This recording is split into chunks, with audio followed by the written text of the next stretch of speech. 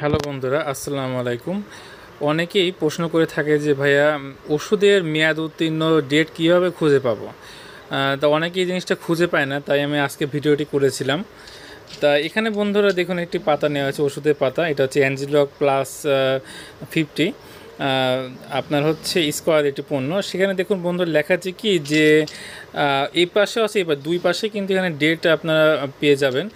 তা আপনারা ডেটটি পেতে হলে আপনাকে প্রথমে একটু ঘুরিয়ে নিতে হবে। তারপর দেখুন বন্ধুরা লেখা আছে E0528, মানে হচ্ছে মানে এক্সপায়ারি ডেট বোঝায়।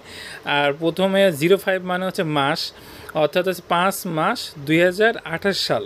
এটার দ্বারা বোঝাচ্ছে যে আপনার 5 মাসের 28 সালের এই ওষুধের মেয়াদটি শেষ হয়ে যাবে।